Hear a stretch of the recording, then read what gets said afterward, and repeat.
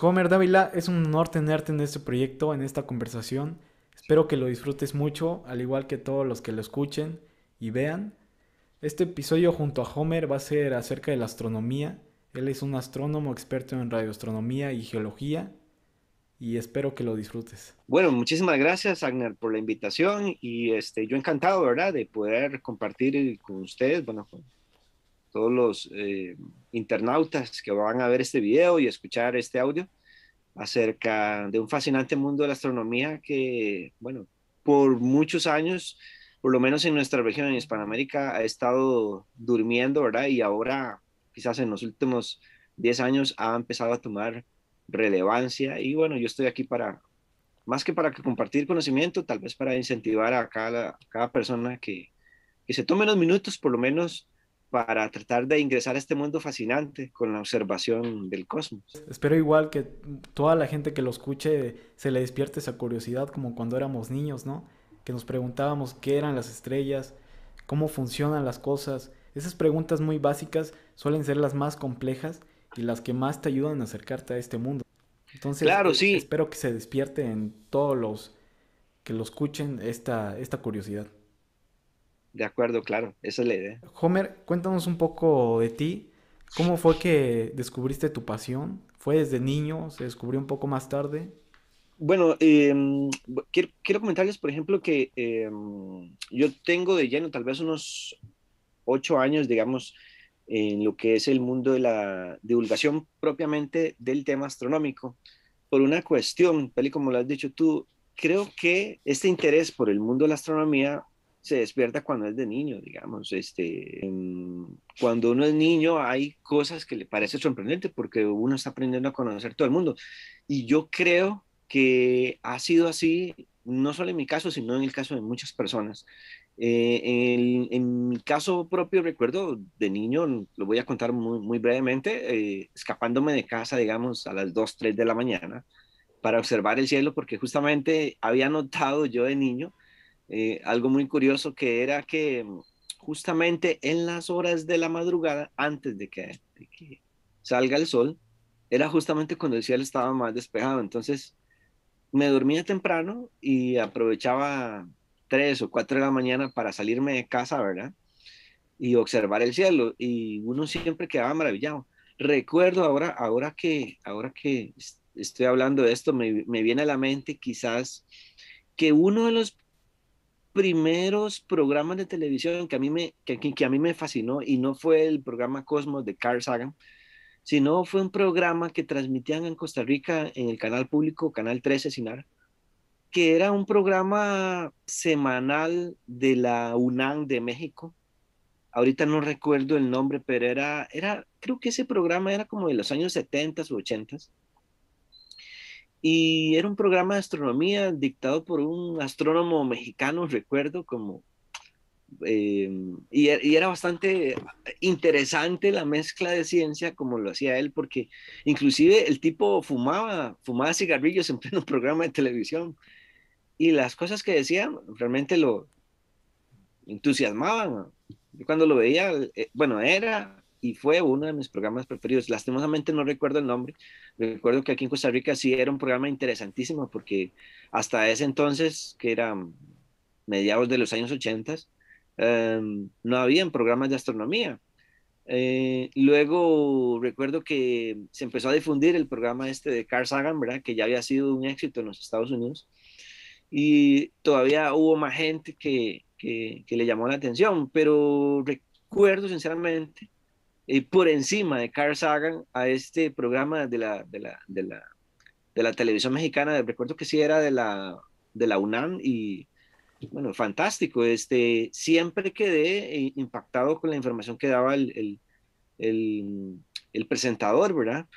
Y una de las cosas que ahora ya uno de adulto comparte, cuando veo comentarios en redes sociales o cuando alguien se me acerca y me dice, ay, es que yo deseo tener un telescopio, uno recuerda que cuando era niño el principal objetivo, y tal vez uno no tenía el dinero, era adquirir un telescopio, porque el telescopio era la herramienta básica para poder adentrarnos justamente en lo que veíamos en revistas, en libros, o que nos decía este astrónomo mexicano, ¿verdad?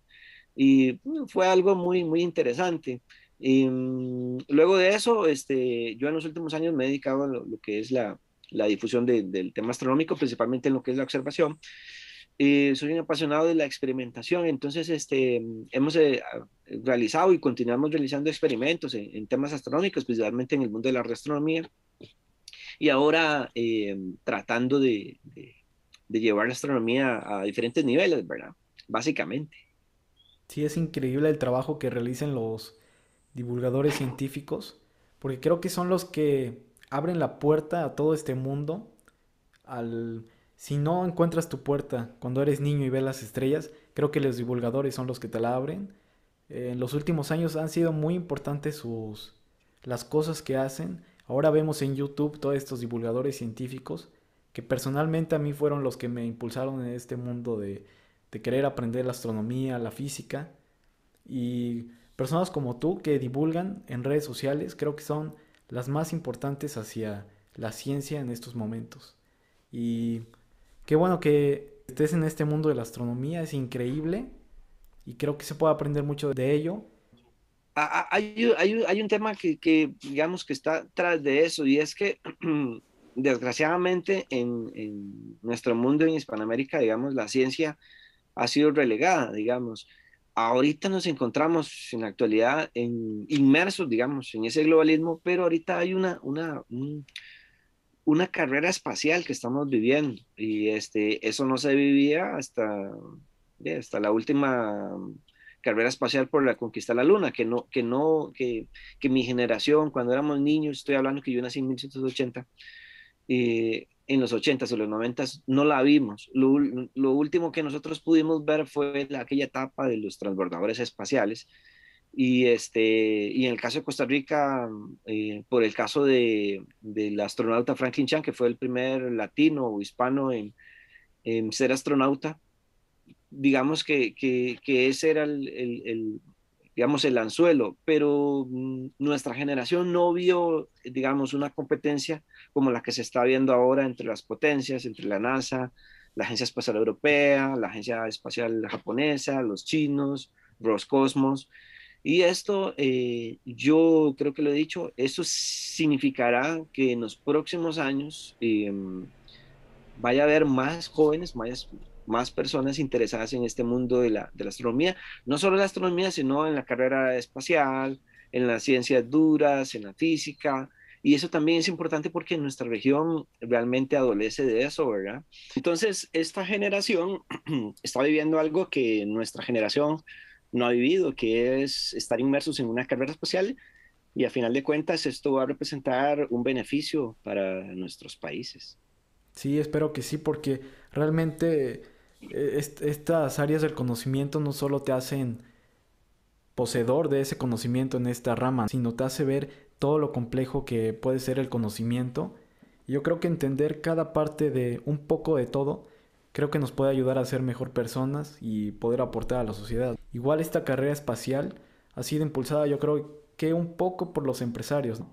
Hemos visto ahora cómo estas personas que antes eran solo haciendo negocios normales, ahora se están impulsando y están creando nuevas tecnologías, como hemos visto con SpaceX, creando estos motores reutilizables, que es impresionante la manera en que pueden estacionarse después de salir al espacio. Sí, tal vez lo que está detrás de eso, más que la fascinación de que un millonario como Elon Musk u otros estén invirtiendo, o por ejemplo Jeff Bezos, tal vez muchas de las personas que están viendo este video o escuchando este podcast se harán esa pregunta: ¿qué hay detrás de estos empresarios o de esta industria privada em, em, en esta carrera espacial? Y la respuesta es básicamente lo que se busca es hacer minería espacial. En otras palabras, es crear tecnología para extraer recursos minerales que acá en la Tierra no hay o que escasean, y al final de cuentas a acrecentar sus cuentas bancarias, ¿verdad? Eso es, en palabras muy sencillas y muy llanas, lo que subyace a SpaceX y a otras empresas este, espaciales. Por ejemplo, ahorita me acabo de recordar de que esta semana se acaba de informar de que dos empresas californianas, Infinitum y la otra se me va el nombre, eh, han propuesto de que 2 años antes, en el año 2028, ellos van a lanzar una misión a Marte, siendo, digamos, las primeras empresas privadas, totalmente privadas, con capital 100% privado, en poner tecnología sobre la superficie de Marte. Bueno, pero ¿qué es lo que se busca con la llegada del hombre a Marte? Básicamente extraer recursos minerales y utilizar Marte como un centro de acopio de recursos minerales que pueden ser enviados a la Tierra. Eso es básicamente lo que se busca con toda esta carrera espacial. Obviamente siempre también hay algunos otros objetivos que pueden ser científicos, hasta un poco hasta de megalomanía, ¿verdad? Como por ejemplo, de ser los primeros, la primera potencia en poner un ser humano sobre la superficie de Marte, lograr descubrir, tal vez si es posible, restos fosilizados de vida, aunque sea microbiana, extraterrestre, ¿verdad? Que no se ha podido lograr encontrarlo y cosas así, pero a final de cuentas lo que hay detrás es simple interés por recursos minerales, minería, y Sí, claro, no tenemos traer que olvidar esos minerales acá. que son empresas, ¿no? Sí, Su hay, principal función es crear utilidades y lamentablemente quizás tengan otras prioridades. Y sí, la explotación de los minerales la hemos visto en críticas, en películas. Apenas tuvimos esta película muy famosa de No mires arriba, donde cómo cambia todo el panorama solo porque se descubre los minerales que puede tener ese asteroide y se pone en sí, riesgo hasta la humanidad. exacto, exacto, sí, el capital privado básicamente, obviamente no es tampoco es una organización de beneficencia, ¿verdad? Lo que se busca es el rendimiento, los ingresos. Entonces, lo único que puede motivar a estas empresas sería la minería, básicamente. Ahorita hay de diversas formas, inclusive, por ejemplo, para el año 2028 está ya contemplado, digamos, la primera misión estadounidense para traer las muestras de minerales que ha recolectado el rover Perseverancia, ¿verdad? Algo que, digamos, Estados Unidos va, en ese sentido, digamos, la Agencia Espacial gringa o estadounidense está, digamos, en el pelotón, no está a la vanguardia como lo ha hecho la Agencia Espacial japonesa, que ya ha podido lograr o que tuvo ese éxito, digamos, de poder enviar una sonda, la Hayubasa, a un asteroide que está a millones de kilómetros de la Tierra, extraer material y enviarlo a la Tierra. En eso la NASA está, como digamos, hasta este momento está quedada, ¿verdad? Hasta ahora lo estaban haciendo. Eh, pero el objetivo es básicamente, no es tanto la búsqueda de vida extraterrestre, sino ver el rendimiento de esas rocas y de esos minerales. La pregunta es, ¿qué tan beneficiosos económicamente pueden representar de que, por ejemplo, Estados Unidos, bueno, la NASA y la Agencia Espacial Europea sean los primeros en desarrollar esa industria minera espacial? Probablemente sea muy buena, ¿verdad? Y como les digo, ya hay planes, ya se habla en este momento de que Marte no tanto serviría como para habitarlo, sino como para un centro de acopio en donde se puedan extraer minerales y procesarlos y enviarlos ya procesados a la Tierra, ¿verdad? Ese es el objetivo. Sí, son temas muy complejos que nos llevarían horas platicando, debatiendo acerca de pues, las verdaderas intenciones. Pero vamos a cambiar un poco de tema y vamos a realizarnos una pregunta. ¿Por qué vemos el pasado al mirar las estrellas? Bueno, digamos, es un concepto realmente interesante. Cuando uno está viendo, realmente no solo cuando está viendo las estrellas, casi que todo lo que uno ve está viendo el pasado, digamos, aunque sea con fracciones de segundo extremadamente pequeñas. Por ejemplo, el Sol, que está aproximadamente a unos 149 millones de kilómetros de la Tierra, nosotros lo vemos, su luz, su calor, lo percibimos con 8 minutos de diferencia, porque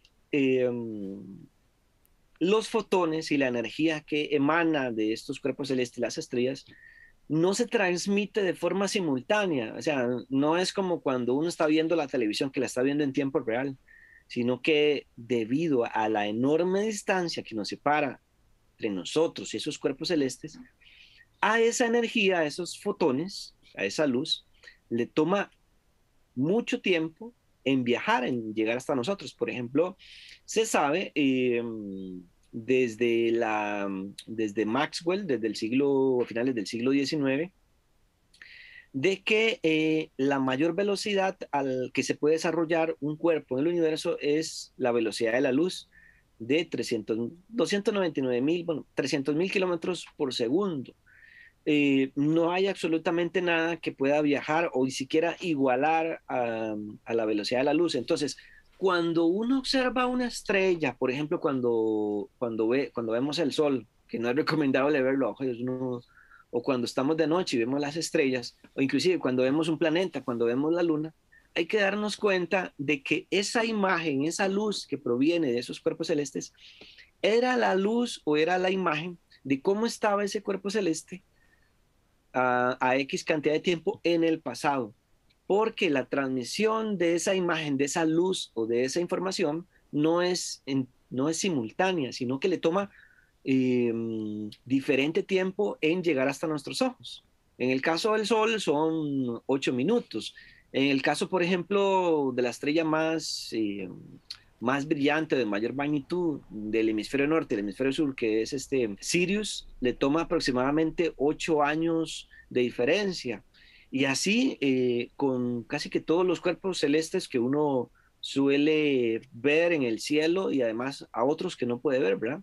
La luz no viaja de forma simultánea, sino que le toma X cantidad de tiempo en llegar hasta nosotros. Sí, claro, los puntos claves serían que la luz no es instantánea, no se transmite de forma instantánea como erróneamente se creía antes, ¿no? Tiene ese Exacto, valor exacto. de 300.000 kilómetros por segundo. Y un dato curioso es que si una civilización muy lejos de nosotros nos viera con un telescopio sumamente potente, podría estar viendo incluso hasta los dinosaurios, porque la luz que apenas estaba llegando a ese planeta fue de hace millones de años. Sí, en el caso, ese es un ejemplo muy bonito, digamos, que a veces uno utiliza, digamos, por ejemplo, el caso de que uno pudiese observar la galaxia de Andrómeda y que imaginásemos por un momento de que la galaxia de Andrómeda esté habitada por andromedanos. La galaxia de Andrómeda está más o menos a unos 2,5 millones de años luz de nosotros.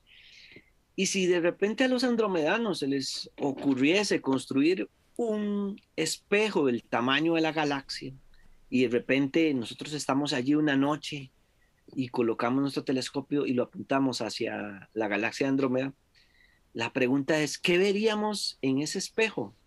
¿Veríamos el espejo? ¿Veríamos la galaxia de Andrómeda? ¿Qué veríamos? Y la respuesta a veces es sorprendente y es algo que nos lleva un poco más a pensar.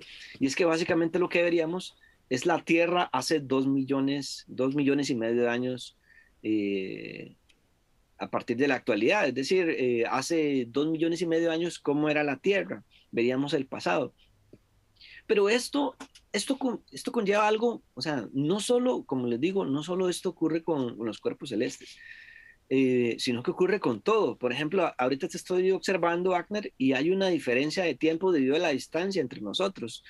Y aunque yo pueda decir que te estoy viendo en tiempo real, la verdad es que son fracciones de segundo tan pequeñas, que por mis sentidos pareciera como que yo te estoy viendo en tiempo real, como que se estoy viendo pegado acá, frente a mis lentes, pero en realidad no es así. Hay una diferencia mínima, aunque sea, pero hay una diferencia.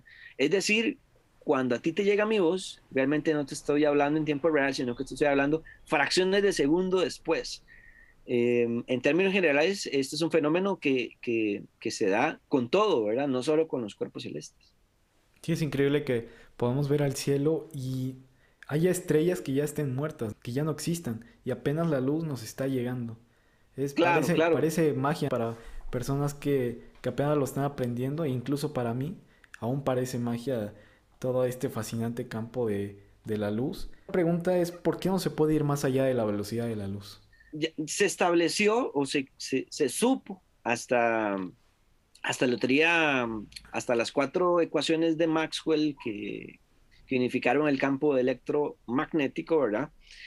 De que la velocidad de la luz o los fotones es la velocidad máxima del universo. En la teoría de la relatividad restringida de 1905 de Albert Einstein, él se preguntó también lo mismo, o sea, sobre este tema. Y hay en lenguaje matemático hay una serie de ecuaciones que demuestran de que para poder nosotros o cualquier cuerpo acercarnos siquiera a la velocidad de la luz, significa varias cosas. Significa el aumento de masa y el aumento de energía. Por ejemplo, si tratásemos de igualar la velocidad de la luz, digamos que construimos una nave cualquiera, una nave espacial, y la queremos llevar a la velocidad de la luz, para hacer eso significaría dos cosas. Número uno, que tenemos que aumentar la energía. Y para llegar a esa velocidad de la luz, la energía tiende a ser infinita. Ya sabemos hoy en día, por lógica, ¿verdad?, que no existe una fuente de energía infinita.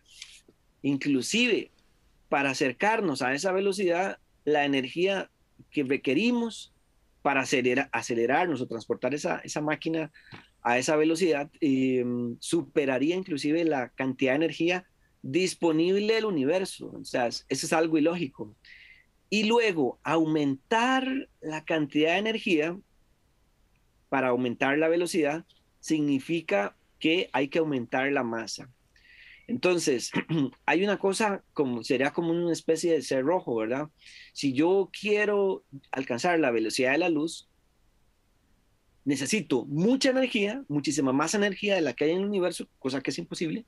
Y además, si hipotéticamente o en el mejor de nuestros sueños la consiguiésemos, encontrar una fuente de energía que supere inclusive la cantidad de energía del universo, esto representaría, por la famosa fórmula de Einstein, aquella que todo el mundo recuerda, energía igual mc al cuadrado, de que si yo aumento la energía, significa que también aumento la masa. Entonces, a energía infinita, masa infinita. Y es un problema porque conforme va aumentando la masa, requerimos más energía. Entonces, hay un problema ahí que no puede ser solucionado. Es imposible viajar a la velocidad de la luz porque requerimos energía infinita y al tener energía infinita, la masa va a aumentar infinitamente. Tal vez esto suene muy abstracto, pero voy a utilizar otro ejemplo, ¿verdad? El ejemplo más claro es la gente que le interesa el mundo o que especula con la vida extraterrestre, con el tema del fenómeno OVNI.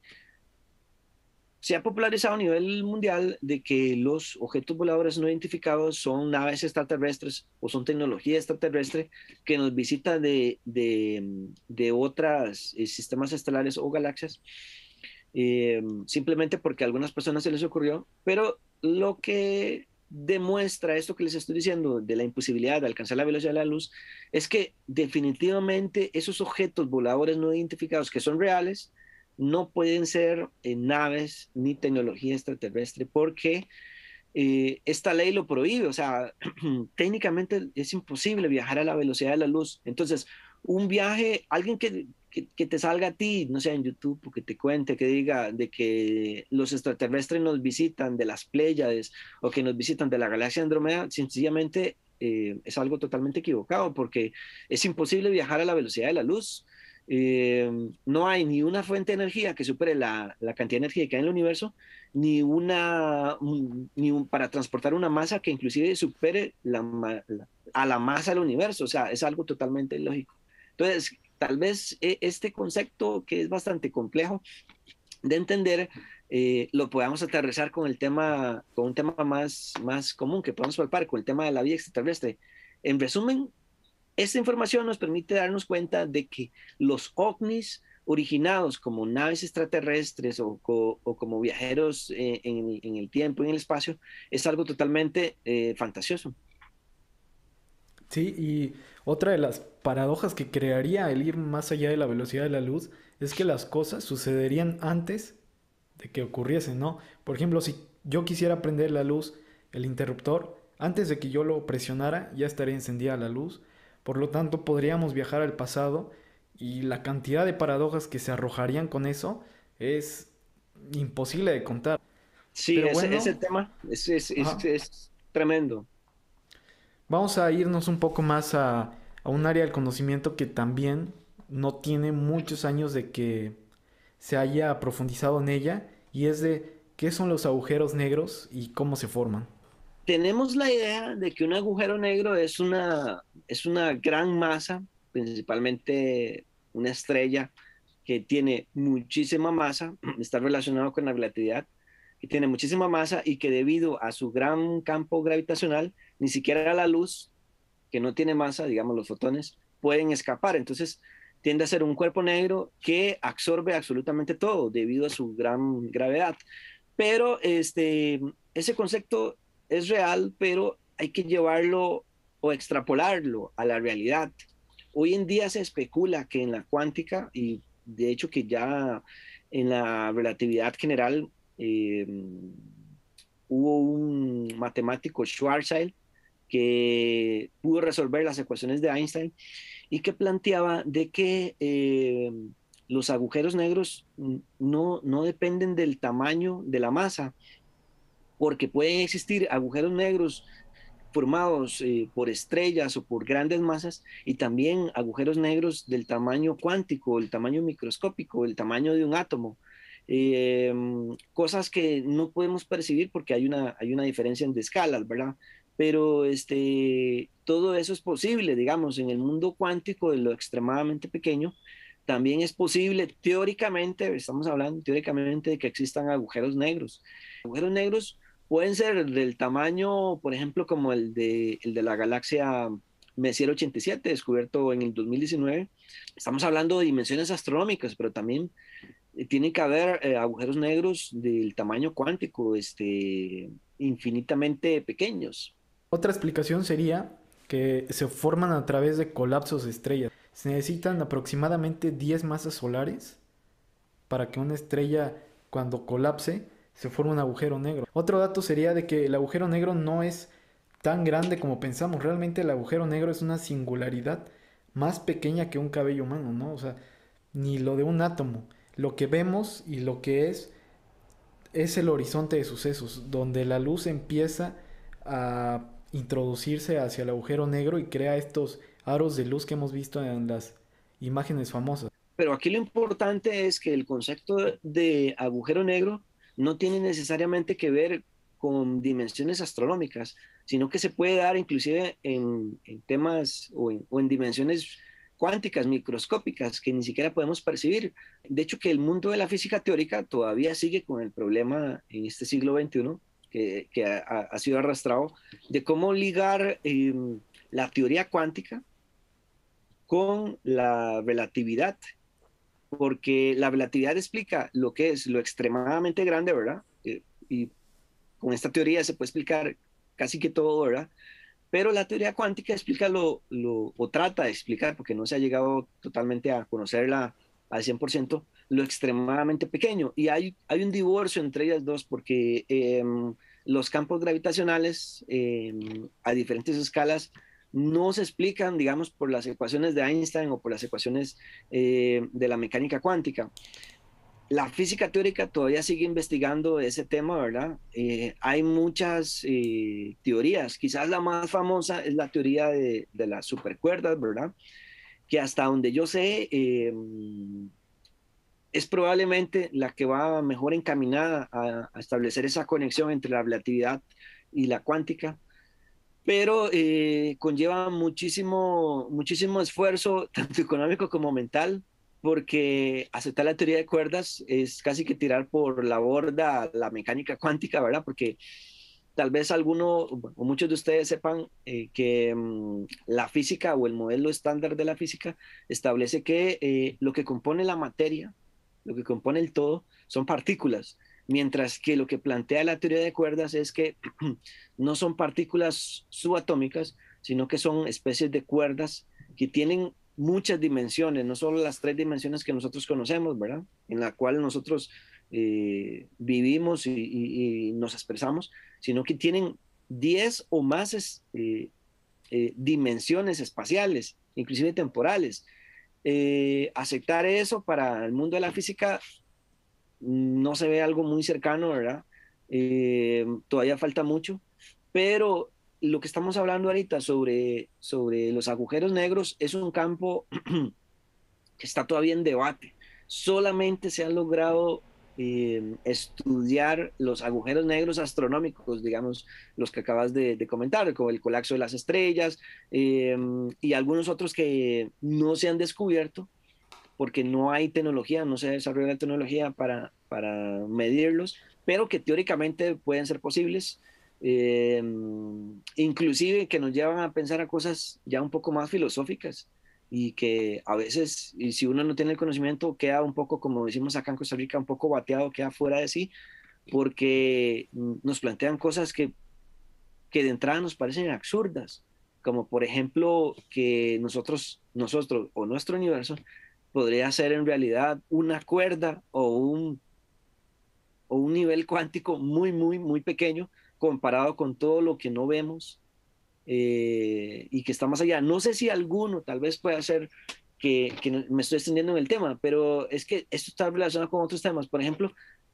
lo que les estoy planteando es, tal vez alguno ha visto la película esta Orton y el mundo de los quién, el de un elefante, ¿verdad? Que en una pequeña, creo que es un diente de león, en una flor, viven los quién y es un mundo extremadamente microscópico, un universo completo, que ellos no saben que existe otra dimensión que lo supera, ni Orton, que vive en nuestro mundo, que es un elefante bastante loco que habla, sabe de que existe esa otra escala, ese otro mundo. Entonces, mucho de eso está en investigación y los agujeros negros es un elemento importante, digamos, dentro de toda esta teoría que no deja de sorprendernos.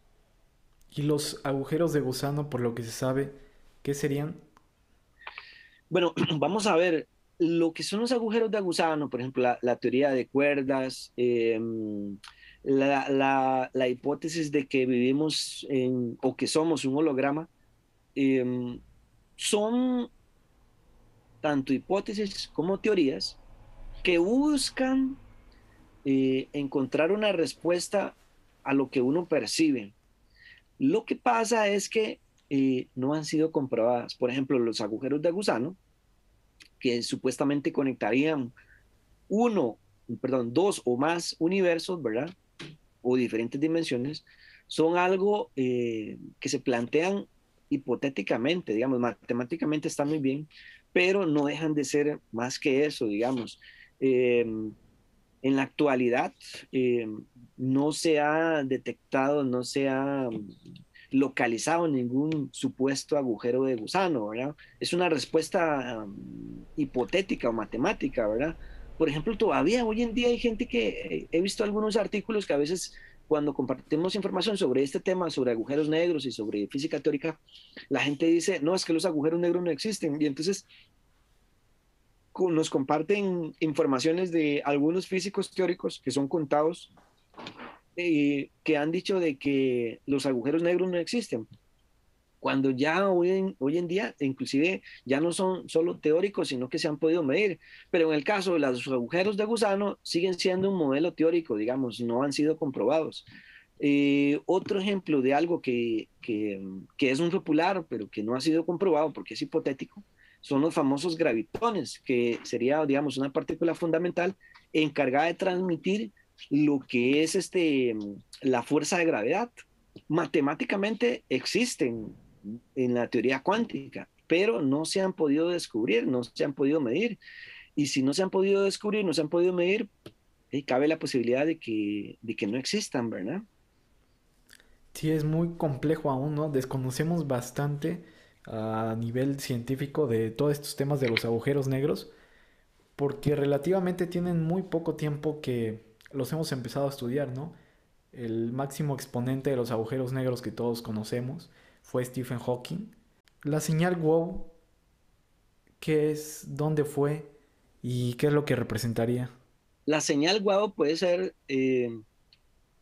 la principal herramienta para incentivar la búsqueda de vida inteligente eh, y no solo incentivar la búsqueda de vida inteligente, sino incentivar las donaciones para la investigación científica en ese campo.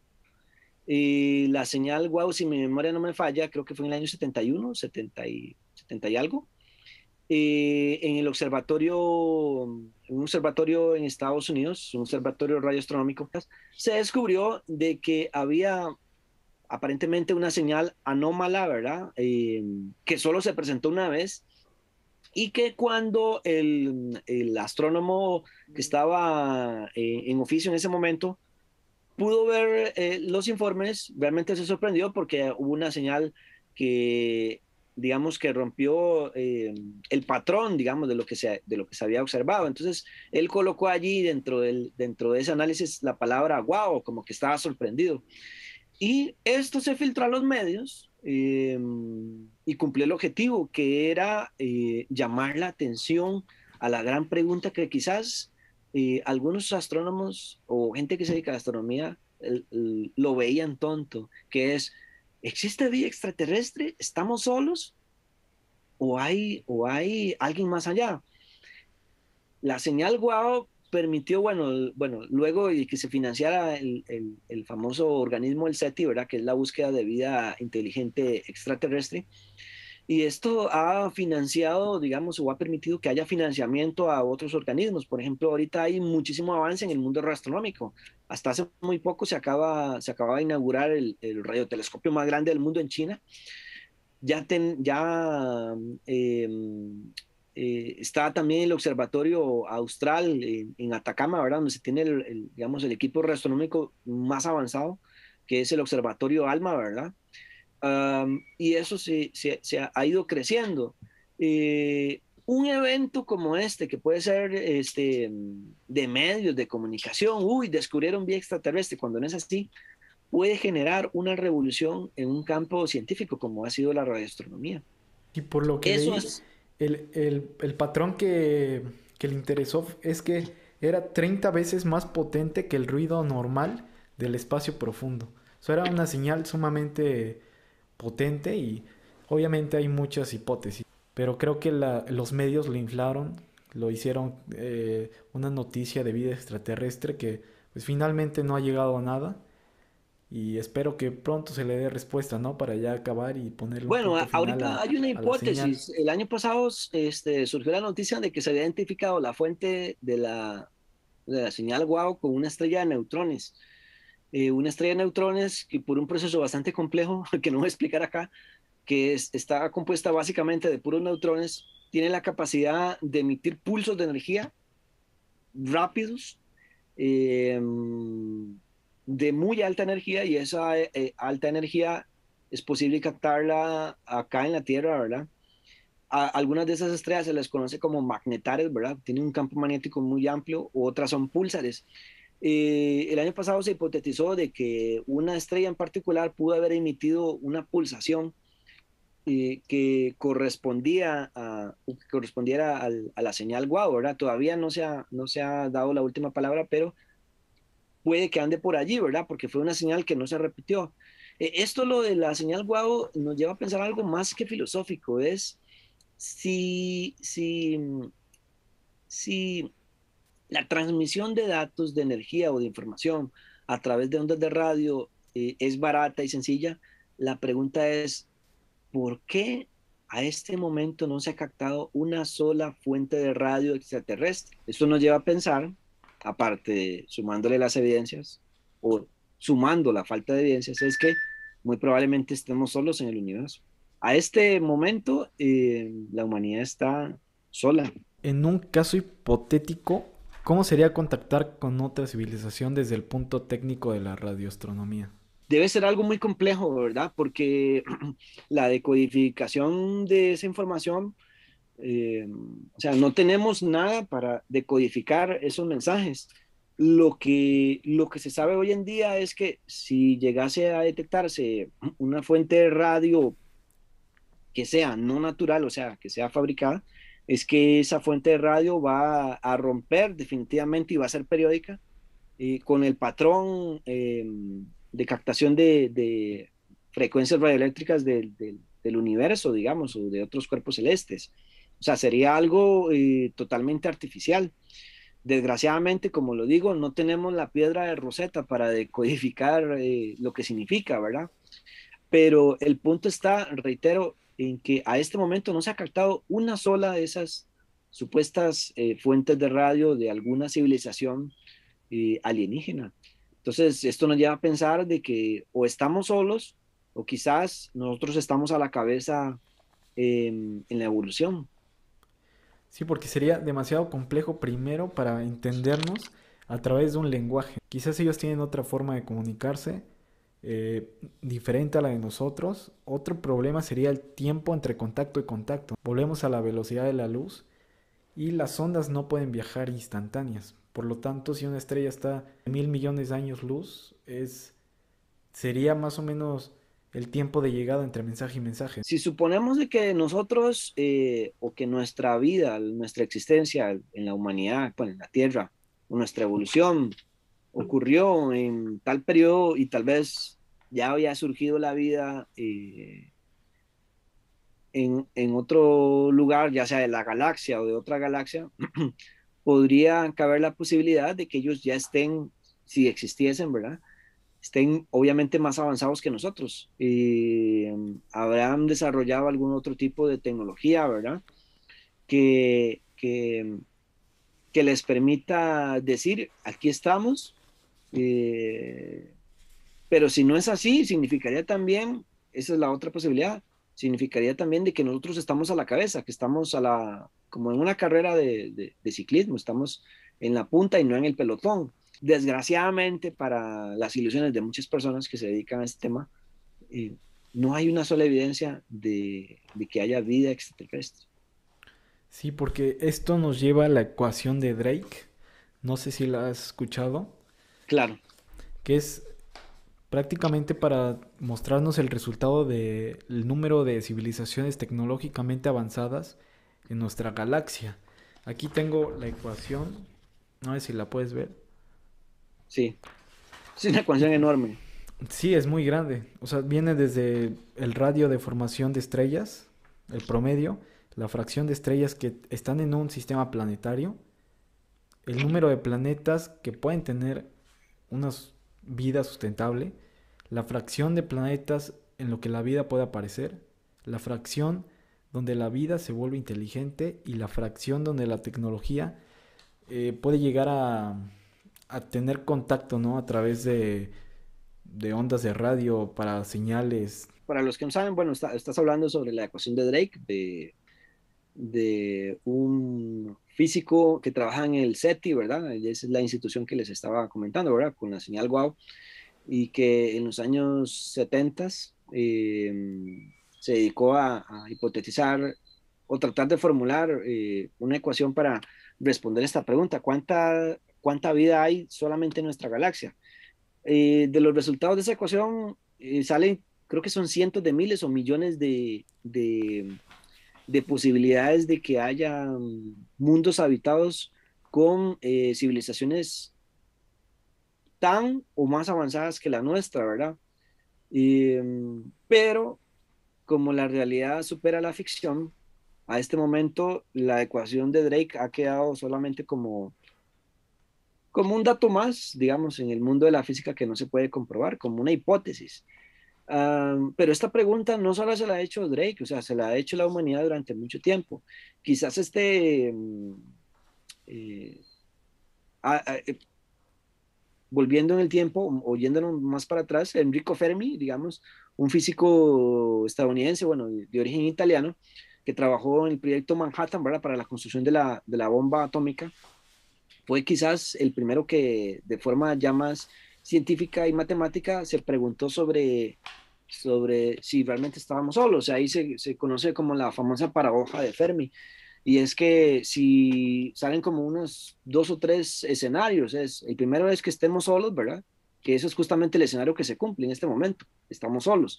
Otro de los escenarios es que hay vida extraterrestre, pero la vida extraterrestre está apenas desarrollándose, está en forma muy básica, digamos, y apenas está evolucionando.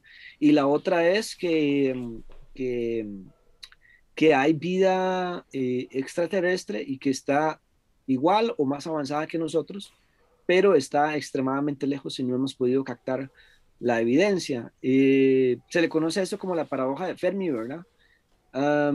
Creo yo que la paradoja de Fermi es todavía más relevante que la ecuación de Drake, ¿verdad? Porque ya plantea escenarios que pueden ser posibles. O sea, también cabe la posibilidad de que haya vida extraterrestre en algún lugar del universo, pero la distancia es tan enorme que ni siquiera las evidencias de la vida de ellos ha podido llegarnos, ni siquiera nos llegará inclusive cuando ya no estemos acá. Como este tema es un tema bastante complejo y bastante filosófico, otra de las grandes tendencias que ya se ve, que se está desarrollando y que hay gente que está incentivando más este tema, que son principalmente algunos físicos teóricos, hablan de que quizás el universo solamente sea para nosotros. Es lo que se conoce en cosmología como el principio antrópico, o sea, el universo, el cosmos, el todo, solo tiene sentido, solo tiene un origen y solo tiene una forma de verse porque el ser humano existe. Si el ser humano no existiese, no habría nadie que lo pensara. Por lo tanto, el universo tiene que ser básicamente para el ser humano, porque así lo pensamos. Esto es algo que se ha difundido mucho junto con otras teorías, como por ejemplo la de la Gaia, ahorita la teoría de supercuerdas, inclusive puede brindar explicaciones un poco filosóficas, inclusive a la vida después de la muerte, inclusive, o sea, a la humanidad misma. Entonces, no sé si me estoy dando a entender, pero como lo decía Rumi, el poeta sufí o afgano, digámosle, el universo o el cosmos está dentro de nosotros. O sea, cuando nosotros vemos el cielo, estamos viéndolo a nosotros mismos. Y esto que nosotros o que la ciencia intenta investigar o conocer, en realidad es conocernos a nosotros mismos, porque estamos acá, la gran pregunta, y si realmente estamos solos. Sí, tenemos que primero explorarnos nosotros, ¿no? Entendernos para después tratar de entender toda la complejidad que tenemos arriba de nosotros. Eso creo que es muy importante y espero que lo sigamos tratando. Volviendo a la luna, hay ahorita una misión muy importante que es la misión Artemisa de la NASA. ¿Se sabe cuál es el propósito de esta misión? Lo que busca es crear una base lunar en el polo sur de la luna para, evidentemente, desarrollar ahí las tecnologías, los mecanismos, las formas de cómo actuar con ingravidez y en ambientes hostiles espaciales para que llegue el momento antes de que llegue el año 2050, como lo dijo el expresidente Donald Trump, porque yo creo que eso tampoco salió, los medios tampoco, como tampoco tenía muchos amigos en los medios lo ocultaron, ¿verdad? Pero lo que hizo Donald Trump hace tres años fue muy importante. En una conferencia de prensa confirmó junto con el entonces eh, representante de la NASA de que Estados Unidos va a ser la primera potencia en poner un ser humano sobre la superficie de Marte. Y eso va a ocurrir antes de que llegue el año 2050. Casi como algo profético, como lo que hizo John Fitzgerald Kennedy, ¿verdad? En el 62. Nada más que los medios no le tomaron la importancia porque era Donald Trump. Pero entonces, resumo, el proyecto Artemis es un experimento para el asalto del planeta rojo, básicamente. ¿Y habrá un proyecto nuclear en la luna? Porque se ha escuchado que acaban de financiar o están tratando de financiar a proyectos nucleares en la luna ¿Por qué es necesario esto? Mira, hay una cosa muy interesante, tal vez no es mi campo, pero sí, sí le da puesta atención. Por ejemplo, el proyecto Marte 2020 o Mars 2020, que puso el rover Perseverancia en Marte, es la primera vez en que se estaban utilizando un tipo de baterías atómicas en ese tipo de rover. Esas baterías atómicas, hasta donde yo leí, donde tengo información, le van a durar a ese robot 87 años. En los anteriores robots era una mezcla, digamos, de baterías allí con paneles solares, generadores, pero este rover es completamente atómico. Entonces, ya sabemos de que se ha satanizado, digamos, principalmente en Europa, en Alemania, donde parece que les gusta mucho satanizar el tema de la energía atómica. Bueno, la ESA y la NASA sí están avanzando en eso, digamos, en crear fuentes de energía atómicas, ¿verdad? Que duran muchísimos años, porque es una fuente de energía es importante, ¿verdad?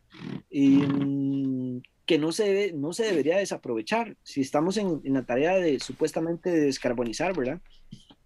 Y lo que se plantea en el caso de la Luna sí es utilizar otra vez baterías atómicas y no se sabe realmente, bueno, eso es una especulación, si se ha planteado la creación o la construcción de pequeños reactores nucleares, ¿verdad?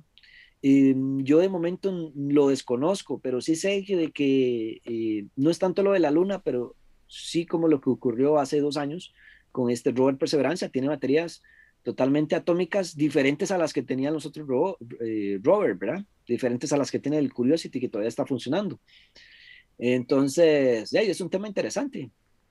Sí, porque volvemos a Marte, porque si queremos tener una colonización en Marte humana, necesitamos energía, ¿no? Y Sí, en caso unas de Marte, formas buenas de obtener energía es la nuclear. El problema es si llega a explotar ese cohete con ese reactor nuclear, sería una catástrofe para nuestra atmósfera, para el territorio cercano. bueno, en el caso de Marte, tal vez Marte no tiene tanto el problema, digamos, de las fuentes de energía. Tiene una fuente muy importante que, digamos, a pequeña escala, evidentemente debería ser aprovechada, que es la energía eólica. Marte padece de tormentas de arena o de polvo extremadamente grandes, o sea, cubren todo el planeta con una sola tormenta. Entonces, Marte no hay problema con los vientos, digamos, sí se puede explotar la energía eólica.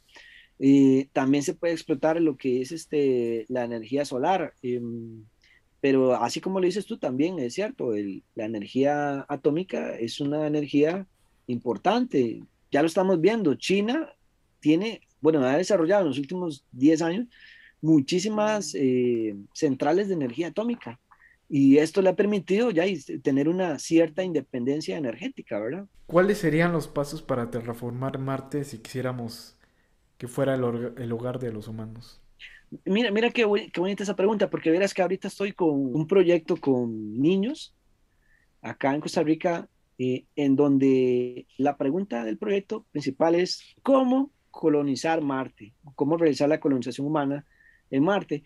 Y los chicos, que son niños de 11 años, 12 años, han planteado cosas increíbles. Los niños tienen mucha imaginación. Colonizar Marte, como lo imaginamos acá en la Tierra, es algo muy, muy, muy difícil, ¿verdad? Porque por más de que haya cierta independencia de energía y de transporte o algunas cosas o algunas tecnologías, la verdad es que cualquier ser humano fuera de la Tierra va a ser dependiente de, de la Tierra.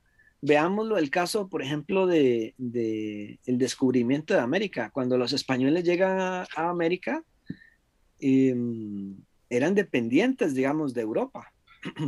Consiguieron algunos recursos en América, es cierto, sí, pero no todo, o sea, porque todavía no eran independientes. En el momento en que España logra desarrollar las civilizaciones, bueno, la civilización en todo el continente, ya hay una cierta independencia. Entonces, bueno, eso es un tema histórico, pero es similar a lo que puede ocurrir en Marte, o sea, en los primeros años, en las primeras décadas o en el primer siglo, si se plantea la vida en Marte, va a ser totalmente dependiente de la producción que haya en la Tierra.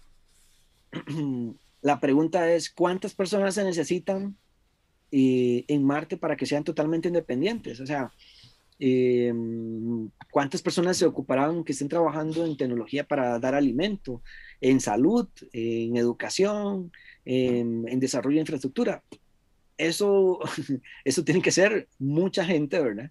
Y eso no se hace de la noche a la mañana o en pocas décadas, ¿verdad? Eso le tomará a la humanidad, si va por ese camino, le tomará a la humanidad cientos de años en hacerlo, más por la distancia. Me comentaba un amigo hace como unos 15 años que hablábamos sobre este tema, sobre la colonización.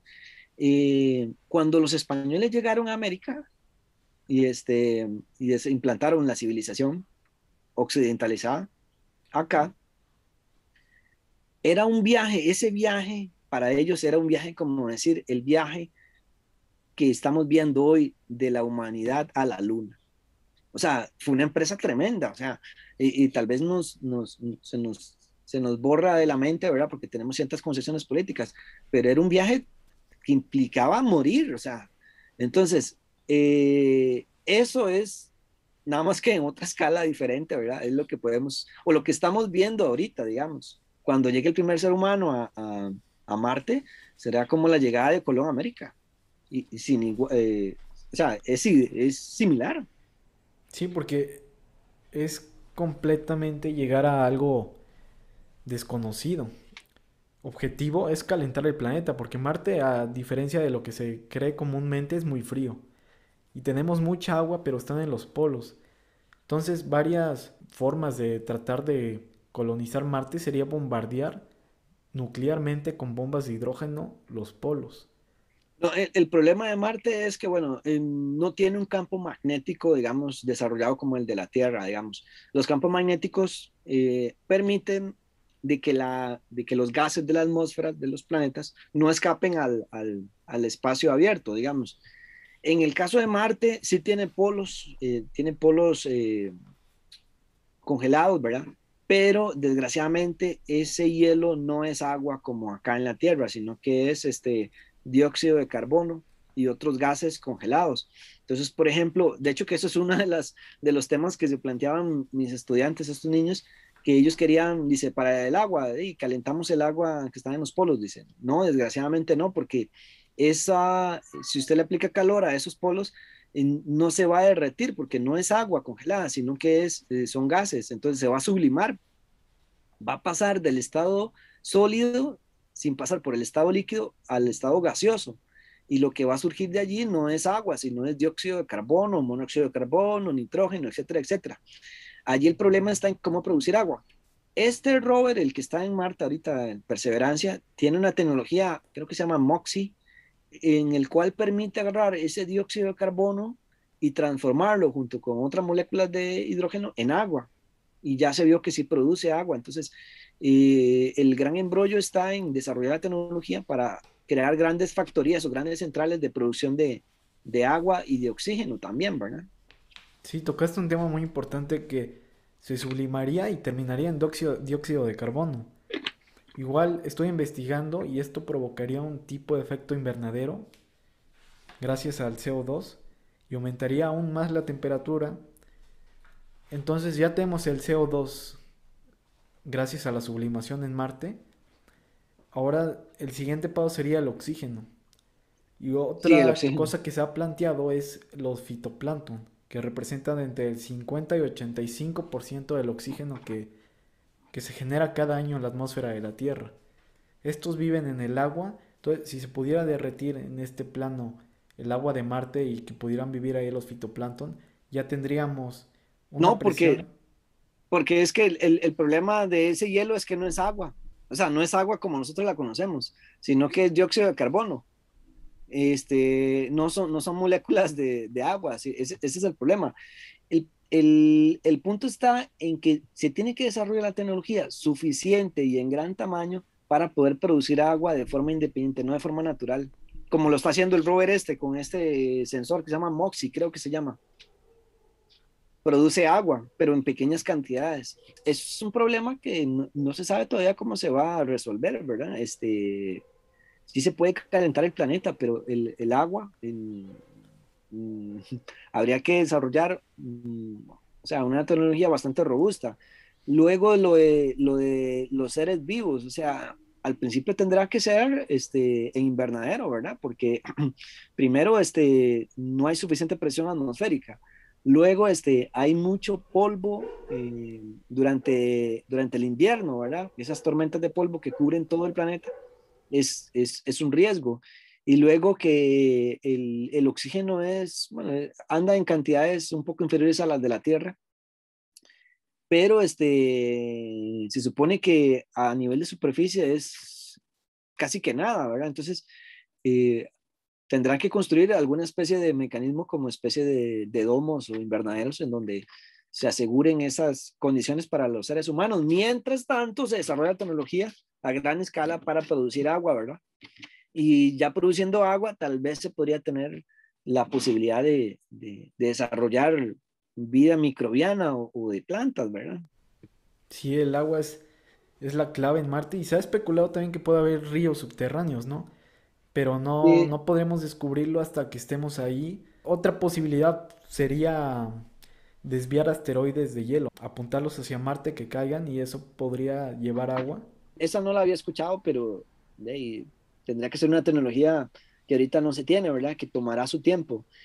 Lo de los ríos subterráneos sí es posible, ¿verdad? Lo que se conoce como el permafrost, digamos que no es que es una piscina de agua que está debajo de la tierra, sino que dentro de los poros de las rocas hay pequeñas concentraciones de gotitas de agua, ¿verdad?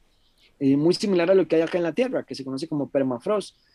Eh, pero se desconoce realmente si eso es así, ¿verdad? Todo es hipotético, teórico. Hasta que no haya seres humanos allí explorando, no se va a saber si eso es posible. Sí, la terraformación nos la han visto, nos la han querido que pensar que fuera fácil, ¿no? Pero es sumamente complicado y no podemos controlar ni siquiera los procesos ambientales de nuestra Tierra y ya queremos modificar los de Marte. Yo creo que todavía va a ser muchos años, muchísimos años, quizás miles, para poder terraformar completamente Marte y tenerlo como segundo hogar. Aunque creo que sí es necesario e importante para pues, poder desarrollar e innovar la tecnología, pero está mucho más lejos de lo que creemos. Yendo un poco a la actualidad, ¿qué es el telescopio James Webb y por qué es tan importante en este momento para la astronomía? El telescopio James Webb, digamos, es la nueva generación de telescopios espaciales. Para algunas personas tal vez que no sepan, ¿verdad? No solo existía el telescopio Hubble, ¿verdad? Sino que hay diferentes potencias que ya tenían telescopios espaciales. Por ejemplo, el caso más importante de China, ¿verdad? Que tiene un telescopio espacial. Ahorita no tengo el nombre a mano porque es un nombre complejo en chino, pero inclusive la Agencia Espacial Europea, los japoneses, Canadá, ya contaban o ya cuentan con telescopios espaciales en órbita, ¿verdad? La diferencia con el telescopio espacial James Webb es que, bueno, que es un proyecto entre la NASA, la Agencia Espacial japonesa, la ESA y la canadiense, en donde lo que se plantea es una nueva generación de telescopios. Básicamente, el telescopio espacial James Webb tal vez tendrá unos 2 o 3 megaproyectos importantes que lo hacen relevante. El primero de ellos es lo que ya vimos el primer aperitivo, que fue la fotografía del campo profundo del universo. Básicamente lo que se busca es explorar cómo era el universo a los pocos millones de años después de que se originara, después del Big Bang. Ya vimos una primera imagen creo que fue 700 millones, 800 millones de años después del Big Bang, de cómo era el universo, o sea, cómo se formó. Una cosa es la observación y estos datos van a servir para los teóricos, digamos, para la astrofísica y para la física teórica, para poder comprobar o corroborar o obtener más datos acerca del modelo que se conoce como el Big Bang, ¿verdad? Eh, Esto es muy importante. Luego, quizás yo lo ubicaría en el segundo puesto de importancia y es en la investigación sobre vida extraterrestre.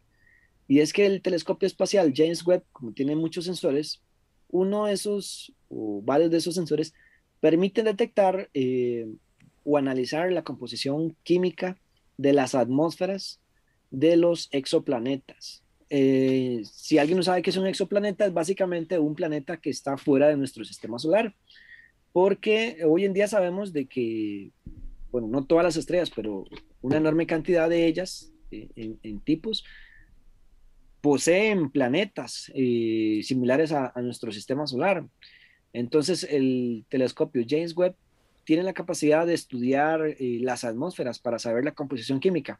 Y si sabemos la composición química, de ahí, en algún momento nos llegaremos a enterar de que algún, alguno de esos mundos pueda, inclusive aquí lo estoy imaginando, hipotetizando, hasta haya contaminado o desarrollado algún tipo de composición de su atmósfera que nos llegue a evidenciar de que tiene vida extraterrestre, o por lo menos vida avanzada. ¿Cuál, Entonces, el telescopio James Webb es importante en eso.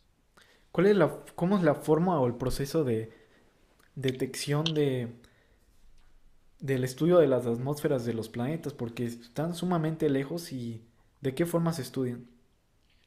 Bueno, eso es un principio, se conoce como el espectrograma hay una cuestión en astrofísica que se conoce como el espectro, digamos, electromagnético, digamos, de emisión de un cuerpo. Desde el siglo XIX, Max Planck demostró de que los cuerpos, cualquier cuerpo, o sea, cualquier materia en el universo que tenga una temperatura superior al cero absoluto, emite radiación electromagnética, ¿verdad? Bajo esa parte teórica, a finales del siglo XIX y todo el siglo XX, se desarrollaron técnicas para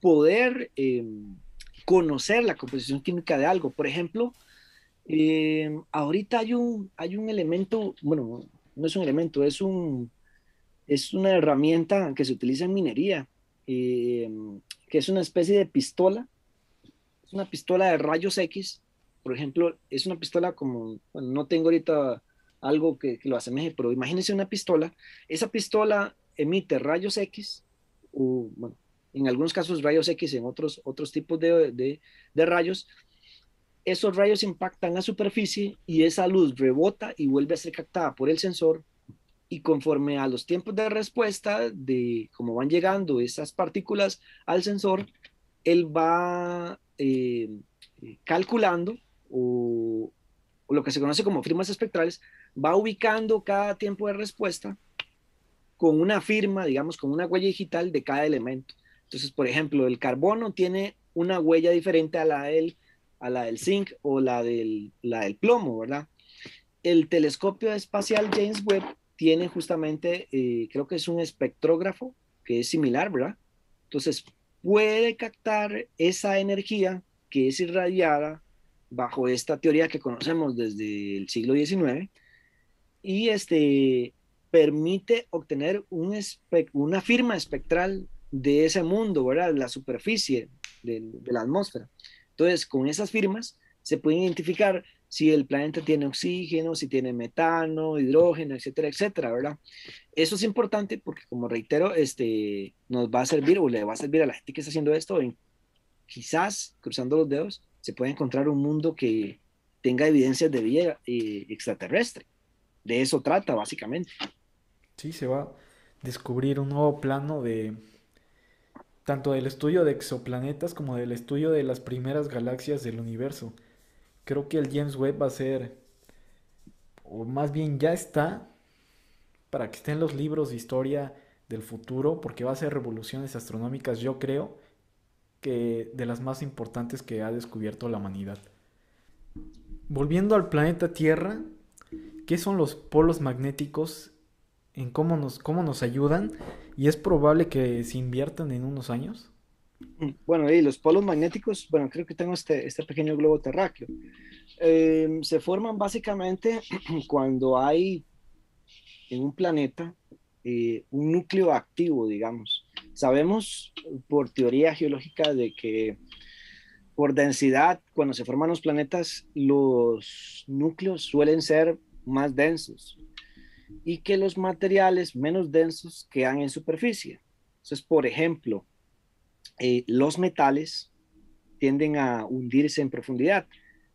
Debido a este principio, sabemos, y además otras investigaciones que se han hecho de geofísica, de que en el planeta Tierra el núcleo está compuesto principalmente de hierro y níquel junto con otros metales. Vamos a ver, porque es bastante complejo de explicar. La rotación, el fenómeno de que los planetas están rotando, junto con ese proceso interno del planeta, crea una especie de dínamo. No sé si recuerdan lo que era un dínamo o lo que es un dínamo. Esto que le poníamos, inclusive, yo ya no he vuelto a ver, pero que es un pequeño generador, ¿verdad? Eh, que a veces se utilizaba también para las bicicletas o se usa, que se va colocado a la rueda, ¿verdad? Con un engranaje ahí. En la rueda, cuando uno va pedaleando, hace girar este pequeño engranaje y él va creando un pequeño campo, ¿verdad? El campo, el campo magnético está asociado a un campo eléctrico, genera una corriente eléctrica, ¿verdad?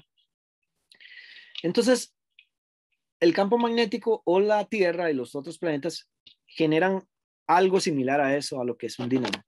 Al generarse un dínamo se generan dos polos, un polo diferenciado, es lo que se conoce como un polo norte, un polo sur, ¿verdad? Que estaban asociados inclusive a corrientes eléctricas. Por la teoría de Maxwell, la unificación del campo eléctrico y el campo magnético, se sabe de que en una corriente eléctrica también hay un campo magnético y viceversa, ¿verdad? Ahora bien, ¿a qué viene todo esto? ¿Por qué la Tierra lo tiene y por qué es importante? Y la Tierra lo tiene porque también tiene un proceso geológico activo interior que está en continuo movimiento, los sismos y demás, los volcanes, nos permiten darnos cuenta de que ese ciclo interno está todavía en funcionamiento. El problema sería que no estuviera en funcionamiento, que cesase la actividad volcánica, la actividad sísmica, porque eso nos llevaría a saber de que el movimiento interior ha cesado. Y si eso cesa, entonces va a cesar eh, la generación de ese campo electromagnético, ¿verdad? ¿Y qué pasa cuando ese campo electromagnético se acaba? Y es que el campo electromagnético permite, por un proceso muy complejo de explicar acá, pero en resumidas cuentas es que permite de que los gases que protegen a la Tierra o al planeta no escapen al espacio exterior. Por ejemplo, la Luna. La Luna tiene un campo magnético extremadamente pequeño. Al ser tan pequeño, si la Luna tuvo atmósfera, eso cesó hace millones de años o hace miles de millones de años debido a que su campo magnético está casi que muerto. O sea, en la Luna hay sismos, pero son microsismos. Y eso quiere decir de que con suma probabilidad el núcleo interno de la Luna está muerto. Y al estar muerto no es posible tener ese campo magnético que aprisione los gases. Entonces, en el caso de Marte es importante ese campo magnético porque Marte no tiene un campo magnético como el de la Tierra, robusto, y esto le ha generado de que los gases que tal vez en algún momento tuvo a su inicio, que permitieron inclusive la existencia de ríos, ¿verdad? Porque ya se sabe de que en el pasado de Marte, hace millones de años, hubo ríos, lagos y demás, mares, eh, no se pudiesen contener debido a que los gases escaparon al espacio exterior, incluido el oxígeno, el dióxido de carbono, ¿verdad? Y lo que estamos viendo hoy en Marte es una atmósfera que tiende a desaparecer. Entonces, el gran problema para la colonización humana en Marte es que se necesita un campo magnético fuerte para que vuelva a surgir una atmósfera. De eso trata básicamente, perdón. ¿Y es probable que se inviertan en un corto plazo? Bueno, yo no he leído nada sobre el tema, pero evidentemente, digamos, el movimiento no es perfecto, ¿verdad? De los planetas. Hay una cuestión que se descubrió hace en los años 20 del siglo pasado, 1920 por ahí, por un astrónomo serbio de apellido Milankovic, y que esa teoría de él que fue descubierta y que fue comprobada se conoce como los ciclos de Milankovic. Él descubrió de que, por ejemplo, si es una buena pregunta que muy poca gente se lo hace y que ahora como los políticos dicen es que el calentamiento global es porque tú, Agner, o tú, Homer, contaminas el mundo, eres una persona invivible, indeseable, vives contaminando, provocas cuando conduces tu vehículo la contaminación, etcétera, etcétera. Pues él se preguntó en los años 20 por qué habían periodos o por qué habían existido periodos en la Tierra en donde hubo mucho hielo, mucho frío y otros en donde hubo mucho calor. Se hizo esa pregunta y no le creyó a nadie, simple y sencillamente se puso a preguntarse eso, bueno, y se dio la tarea de investigarlo. Descubrió de que cada cierto tiempo, que no se puede conocer o que ha representado en el pasado, de que la Tierra a veces está más cerca o está más lejos del Sol como debería estar. Entonces, descubrió de que cuando habían existido épocas glaciales o épocas de hielo, era justamente cuando la Tierra, en ese movimiento sincrónico de estar girando alrededor del Sol y bajo su propio eje inclinado, se salía de su órbita y entonces se alejaba más del Sol. Entonces venía un periodo de hielo, son las famosas eras de hielo. Y el calentamiento global era justamente algo relacionado porque otra vez surgía lo mismo, pero a la inversa, se acercaba más al Sol. Entonces, esto permite comprender, perdón, de que lo que hoy estamos hablando sobre el calentamiento global, de que el ser humano es cierto, sí, el ser humano ha influido en ello, pero es tan minúsculo que a este nivel es casi nada en realidad, porque es algo que no lo podemos evitar, es el movimiento de la Tierra y eso altera el clima global. Lo que son los polos, ¿verdad? Esos en la sana teoría van cambiando. Ya sabemos que nuestro eje, el eje terrestre está inclinado, ¿verdad? 20, casi 24 grados, ¿verdad? Hay planetas como Neptuno, ¿verdad? En donde está inclinado totalmente, ¿verdad? El planeta está, como decir, boca abajo o boca arriba. Y probablemente eso se deba a cuestiones internas o bien a cuestiones propiamente del movimiento de rotación del planeta, ¿verdad? Cosas nuevas que ya tienen que ver con el tema astronómico y no con como se plantea hoy en día, que es por la intervención humana, ¿verdad? El planeta 9. ¿Lo has escuchado de este planeta perdido en el sistema solar? Que realmente no lo hemos llegado a ver porque está muy lejos como para que la luz del sol lo refleje. Pero hemos visto cómo pequeñas rocas, ha habido una gravitación sobre él. Y yo en esto voy a ser disruptivo, en este tema voy a ser disruptivo. Eh, Bajo mi criterio, mi opinión, el planeta 9 fue descubierto en 1930 por Clyde Tombaugh, se llama Plutón. Tiene, creo que son 5 o 6 lunas. El problema que se da es un problema no astronómico, sino humano de la Unión Astronómica Internacional, que, que vive creando para tratar de corresponder a las inversiones que se hacen millonarias en creando cosas, ¿verdad? Creando divisiones. Ahorita en los últimos años se ha creado hasta una nueva categoría que son los famosos transneptunianos, me cuesta hasta pronunciarlo, transneptunianos, que son los que están más allá de la órbita de Neptuno, ¿verdad? Entonces incluyeron allí a todos esos cuerpos celestes de la nube de Oort e inclusive metieron también a Plutón, ¿verdad? Eh, He visto hace 2 años, vi justamente un pequeño documental sobre lo que hace el Caltech, que es el tecnológico de California, que ellos son los que, digamos, tienen el mayor poder teórico, digamos, sobre geología planetaria. Y lo que ellos dicen es que, bueno, ellos están alineados a lo que dice la Unión Astronómica Internacional de que Plutón no es un planeta, sino que es un planeta enano, ¿verdad? Y que es un transneptuniano, ¿verdad? Hay otras categorías, no se sabe si realmente es un transneptuniano, si es un planeta enano, si forma parte de la nube de Oort. Bueno, yo lo que quiero decir es que eso, lo del planeta noveno, no es un problema astronómico, sino que es un problema de índole humano, ¿verdad? De ponerse a sacar divisiones.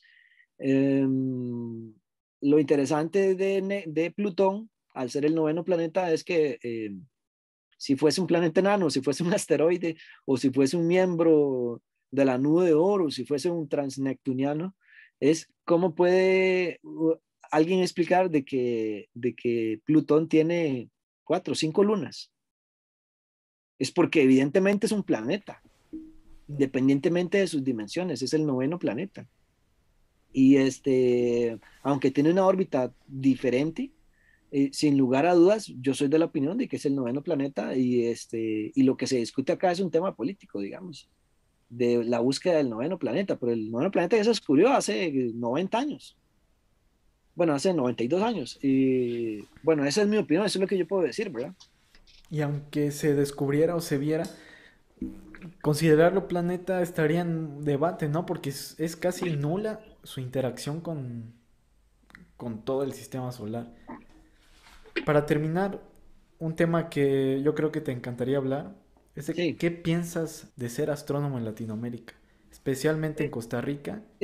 Bueno, vieras qué cosa más interesante, porque acá en Costa Rica, y yo creo que no debe ser muy distinto, digamos, ahorita tal vez hay 2 o 3 casos importantes, digamos, en donde sí ha habido inversión tecnológica, obviamente debido al tamaño, pero hay países como Costa Rica, somos más pequeños, menos población.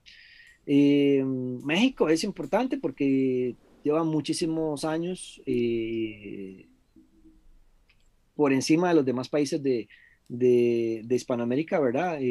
Con investigaciones astronómicas, observatorios, radioastronomía, etcétera, etcétera. Eh, Luego, desde hace unos 25 años para acá, de México se saltó a Chile, ¿verdad? No tanto Chile por el material humano que tenga, porque la verdad es que para ser un país de unos, ¿qué tiene? 22 millones de personas, tiene muy pocos científicos, digamos. Eh, Se ha utilizado a Chile como un laboratorio, ¿verdad? En donde se implantó el observatorio de la ESO, el observatorio austral. Y ahorita se está construyendo el telescopio más grande del mundo óptico, ¿verdad? El ELT, el Extreme Large Telescope, el telescopio extremadamente gigante en Atacama. Y ya ellos tienen el VLT, tienen el Paranal, tienen el ALMA, etcétera, etcétera. Lo que pasa es que lo que no ha habido es desarrollo de capital humano, digamos, porque ya eso es una política o una forma de ver el mundo de nuestra región. Hace unos años, esto te lo voy a contar como una anécdota, en el año 2012, recuerdo haber ido a una conferencia acá en el Ministerio de Ciencia y Tecnología de Costa Rica, en donde una ponencia de un mexicano, eh, del presidente de Elsevier, que es, digamos, la editorial científica más grande del mundo, digamos, que ellos manejan las revistas Nature, Science y todas estas, ¿verdad? Que son donde se publican los papers o los artículos de punta, ¿verdad? Y él presentó una estadística que ya a todos nos dejó asombrados del por qué Estados Unidos es una potencia mundial. Y recuerdo, no tengo los datos ahorita, pero cuando él nos lo contó, o sea, era una cosa fantástica. O sea, Estados Unidos es el país que más invierte en ciencia y que más publica artículos científicos, libros y obviamente genera patentes en el mundo de la ciencia. Eso les permite ser la potencia mundial. Entonces, por ejemplo, uno se preguntaba, ¿y China? ¿Y Rusia? ¿Y Alemania? No, hombres, no le llegaban ni a los tobillos a lo que produce Estados Unidos.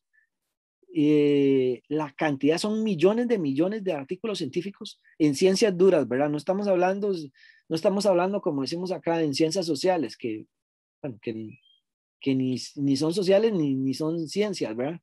Sino en ciencias duras, o sea, son millones de investigaciones científicas y de publicaciones que se hacen.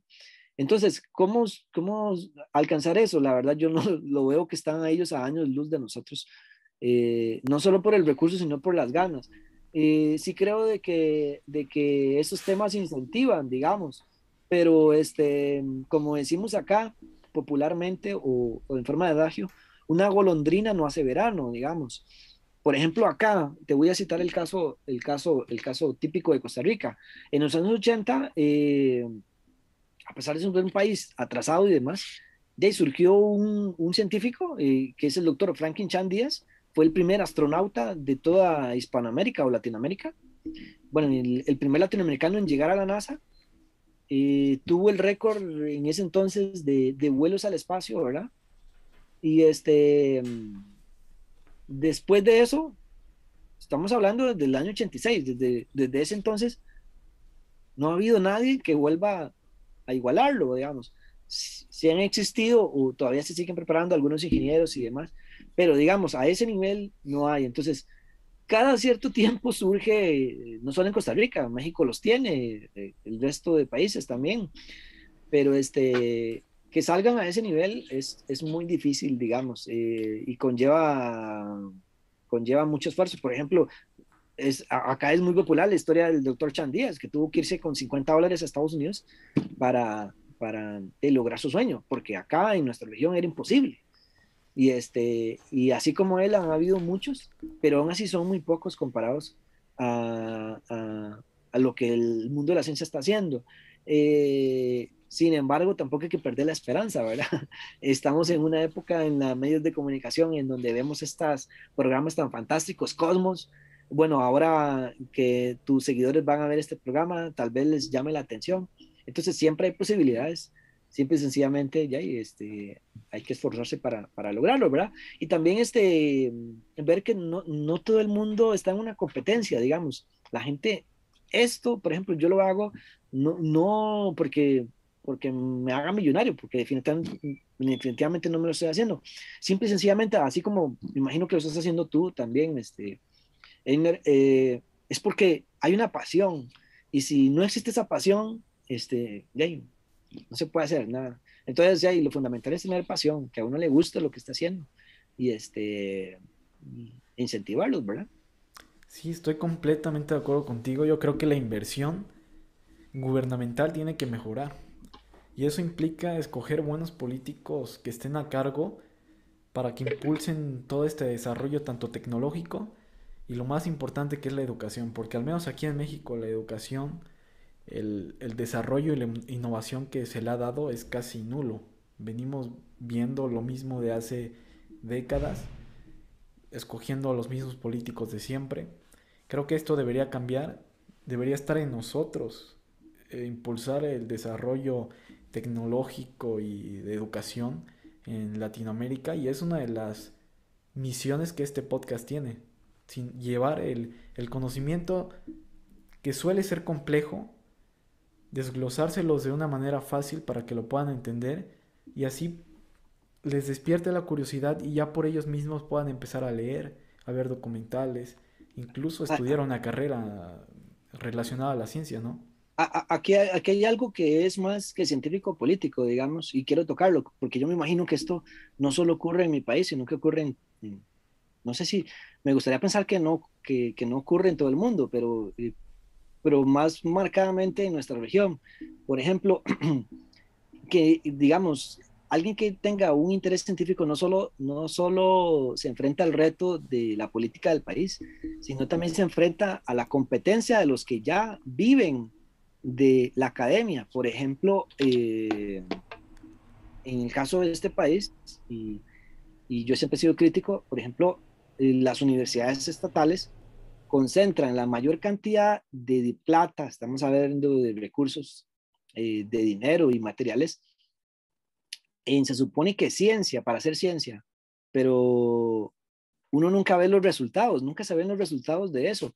Luego, se les pagan salarios exorbitantes, astronómicos, como si fuesen premios Nobel de física y no han producido nada. Entonces, o sea, la persona que quiera desarrollar esto se enfrenta no solo a ese problema político, sino también a enfrentarse a la gente que está enquistada en el poder académico, porque esa clase que vive a costillas nuestras, o sea, solo viven por un salario o por un título.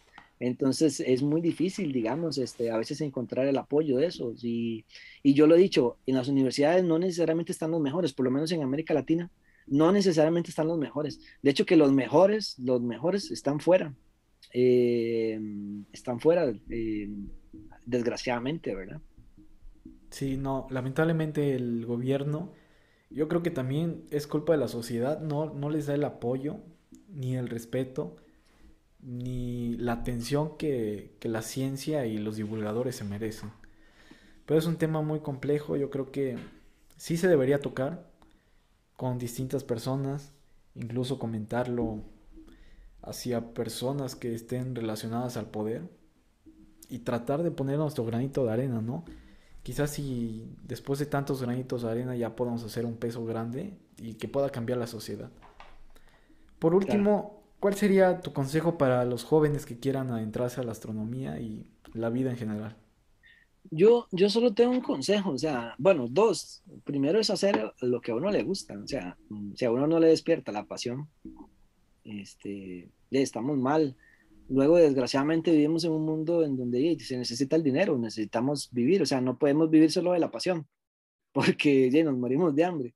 Pero sin la pasión, cuando uno le interesa algo, todo lo demás viene mal. Luego, de ahí creo que es algo normal que uno se va a enfrentar con gente que lo envidia, que lo quiere destruir, que lo critica, que siempre está esperando ver el momento en que la persona no le vaya bien. Eh, es eso. Y luego, bueno, el otro se me fue, pero básicamente es confiar en los potenciales que tiene uno, ¿verdad? Y si a uno le interesa desarrollarlo. Ah, ya me acordé. Algo que me dijo un profesor hace unos años y siempre lo he puesto en práctica. Y cuando uno se pone a ver un poco de historia, porque a mí también me gusta la historia, y se pone a ver los ejemplos de los avances científicos y los avances sociales, se ve que el mundo de la ciencia es prueba y error, prueba y error. O sea, hace unos años le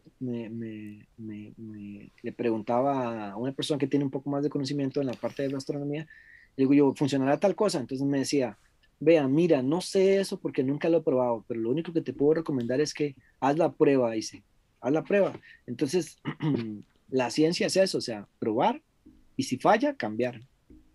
Eso es básicamente, ese es el continuo avanzar del ser humano, ¿verdad? La prueba y el error. Y si uno no aprende, entonces está destinado a quedarse atascado. Pero ya, y no se puede avanzar si uno no está probando, si uno está quieto en el lugar. Eso es básicamente lo que yo puedo decir.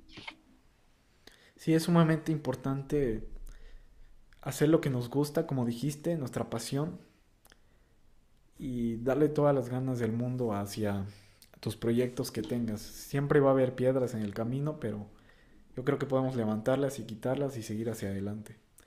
Homer, muchas gracias por haber estado en este episodio. Espero que lo hayas disfrutado, al igual que todos los que lo estén escuchando. Es un honor tener una persona como tú, un astrónomo de Latinoamérica, que yo creo que la gente de tu país debe estar orgullosa de tenerte, y espero que todo lo que divulgues y sigas expresando lo puedan escuchar muchas personas y puedan aprender de ello. También voy a dejar sus redes de Homer en la descripción de este video de YouTube. Si lo estás escuchando en Apple Podcast o Spotify, pues pueden ir a YouTube, buscar sus redes, y tiene también una página de divulgación científica, ¿verdad? Sí, ahora, bueno, no es que de ahora, la tenemos ya varios años. Es skycr.org. En los últimos meses hemos tenido bastante respuesta para hacer un tema científico de que a la gente no le llama la atención, porque seamos sinceros, a la gente lo último que leerían es una noticia científica. Antes la gente preferiría leer el fútbol, el espectáculo o el terror, los sucesos, que leer una aburrida nota científica. Bueno, nosotros en SkyCR hemos tratado de hacer que las noticias tengan y que sean interesantes, ya sea con titulares, con imágenes, para que la gente haga clic y lea y que se entere, ¿verdad? Y que tal vez en el fondo les vaya a desarrollar un espíritu de interés científico, ¿verdad? Porque sin eso, estamos mal, la gente no le llama la atención la ciencia. Homer, pues muchas gracias. Espero que algún día puedas regresar a este podcast cuando esté un poco más adelante, más planificado todo, más desarrollado. Otros temas que vayan surgiendo de este apasionante mundo de la astronomía, que cada día se descubre algo nuevo. Muchas gracias. Un placer.